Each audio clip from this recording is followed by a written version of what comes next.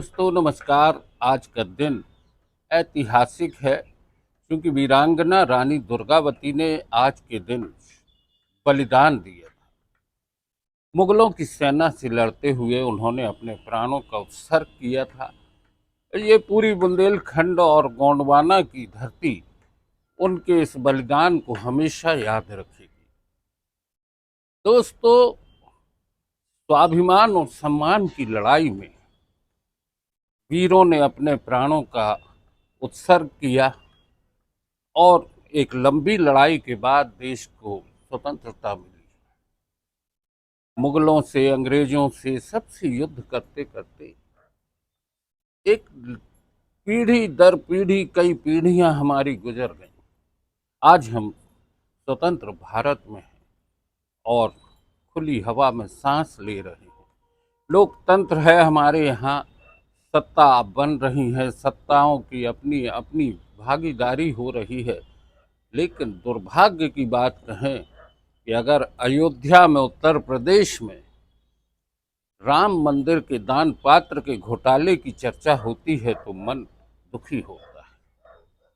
अभी ये सुर्खियां बनी ही हुई हैं और एक दूसरा मामला आ गया है। सिंहस्थ 2028 होना है, उसके पहले मध्य प्रदेश के मुख्यमंत्री डॉक्टर मोहन यादव का एक जमीन से जुड़ा मामला विपक्ष ने उठाया है। आरोप भी बहुत गंभीर लगाए हैं कि उज्जैन के डेवलपमेंट में जो योजनाएं आई हैं करोड़ों की, उन योजनाओं के आसपास की ज़मीनें उनके परिवार के लोगों ने अलग अलग रियल एस्टेट के कारोबार से जुड़े संस्थानों के नाम पर खरीद ली है। करोड़ों रुपयों की ज़मीनों की खरीदी हुई है। वर्ष 2021 में डॉक्टर मोहन यादव मध्य प्रदेश के उच्च शिक्षा मंत्री थे। उसके पहले वे उज्जैन डेवलपमेंट अथॉरिटी के चेयरमैन भी रहे।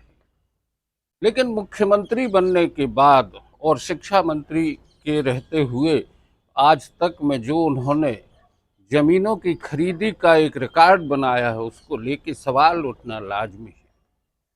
अचानक से इतना पैसा कैसे खर्च हुआ? 253 एकड़ जमीन अलग अलग कारोबार के जरिए उनके परिवार के सदस्यों के नाम से खरीदी गई और वहीं वहीं खरीदी गई जहां जहां उज्जैन के डेवलपमेंट की योजनाएं थी। तो इसलिए सवाल भी जरूरी है कि विकास योजनाओं की जानकारी मिलते ही धड़ाधड़ औने पौने दामों में उन क्षेत्रों में जमीनें खरीदी गई। विकास की संभावनाओं को लेके आपने अपने व्यापार को बढ़ा लिया। विपक्ष के ये आरोप हैं। इंडियन एक्सप्रेस ने एक स्टिंग तरीके से, एक खोजी पत्रकारिता के तरीके से इसकी पूरी जानकारी भी इकट्ठी की है और देश में ये मुद्दा बड़ी सुर्खियों में है। विपक्ष के आरोपों को लेके जब भारतीय जनता पार्टी के नेताओं से बात हुई तो उन्होंने भी अपना पक्ष रखा और उनका कहना है कि क्या मुख्यमंत्री रहते हुए उनके परिवार के सदस्य अपने व्यापार में पूंजी निवेश नहीं कर सकते? तो मुद्दा भी यही है कि भारतीय जनता पार्टी ने मोहन यादव जी के बचाव में एक बात कही है कि मुख्यमंत्री मोहन यादव जो हैं, उनके परिवार के सदस्यों का पहले से रियल एस्टेट कारोबार है, इसलिए उन्होंने ज़मीनें खरीदी होंगी। बहरहाल अब ये जांच का विषय है। सत्ता और विपक्ष के बीच में आरोप प्रत्यारोप का दौर जारी है दोस्तों, लेकिन सवाल वही खड़ा होता है, न खाऊंगा न खाने दूंगा। अगर यही चाल चेहरा चरित्र है तो ये जुमला भी खराब है।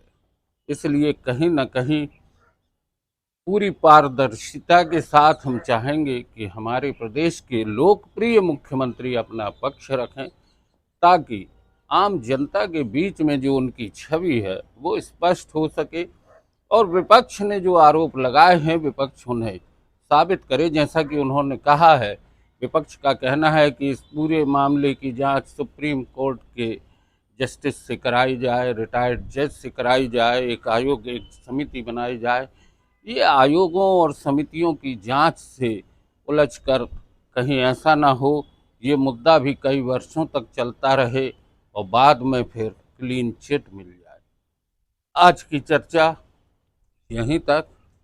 एक बार फिर आपसे कहेंगे, वीरांगना रानी दुर्गावती के बलिदान को याद करें और इस देश में जो कुछ अभी हो रहा है, एक स्वस्थ लोकतंत्र की स्थापना के लिए संकल्पित हों, ताकि हम आने वाली पीढ़ी को एक बेहतर भविष्य दे सकें। नो न्यूज़ ऑनली बीच पर आज बस इतना ही। बहुत बहुत धन्यवाद।